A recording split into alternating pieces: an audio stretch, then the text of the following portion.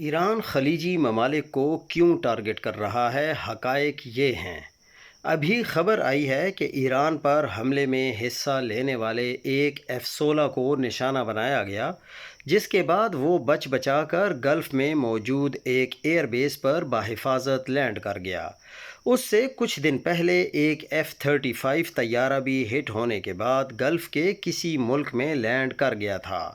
آپ نے وہ خبر بھی سنی ہوگی کہ سعودیہ میں موجود امریکی KC-135 ری فیولر طیارے نشانہ بنائے گئے ہیں۔ یہ بھی سنا ہوگا کہ گلف میں امریکی THAAD ایئر ڈیفنس سسٹم کو نشانہ بنایا گیا ہے۔ یہ بھی سن رکھا ہوگا کہ جوں جوں گلف میں موجود امریکی ریڈارز کو نشانہ بنایا جا رہا ہے، اسرائیل کو ملنے والی میزائل وارننگ سسٹم کمزور پڑتے جا رہے ہیں۔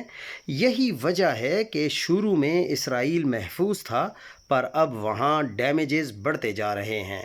آپ نے ان میں کوئی بات نہیں سنی تو ابھی گوگل کیجئے اور ان سارے واقعات کو لازمی کراس چیک کر لیجئے۔ ہو سکتا ہے کہ کوئی سوچے کہ میں آپ سے غلط بیانی کر رہا ہوں، تو اسے لازمی تحقیق کرنی چاہیے۔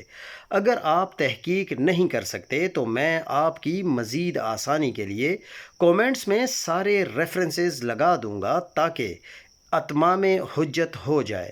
اب غور سے سنیے کہ آپ نے ریاستی بیانیے کو فالو کرنے والے نامی گرامی علماء کرام کو مسلسل سنا ہوگا، جو ایران کے گلف ممالک پر حملوں کی مذمت کرتے ہیں۔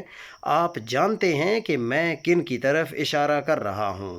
کیا ان علماء کرام نے ایران کے گلف ممالک پر حملوں کی مذمت کرتے وقت آپ کو یہ سب بتایا ہے کہ کیا آپ کو گلف میں موجود امریکی اڈوں، ایئر ڈیفنس سسٹمز، تھاڈ جو بیٹریز ہیں وہ، اور لڑاکا طیاروں کو پناہ دینے والی حقیقت بتائی گئی ہے؟ آپ ان بیانات کو دوبارہ سنیں۔ آپ کو ان علماء کرام کی مذمت میں یہ تمام حقائق غائب ملیں گے۔ وہ یہ ساری باتیں آپ سے چھپاتے ہیں، جان بوجھ کر چھپاتے ہیں، تاکہ آپ جھوٹ، جہالت اور اندھیروں کے اسیر رہیں۔ آپ کو حقیقت کے بارے کبھی علم نہ ہو۔ آپ حق اور سچ چھوڑ کر صرف وہ سوچیں جو چند طاقتور افراد چاہتے ہیں۔ کیا آپ اس جہالت کو واقعی دین سمجھتے ہیں؟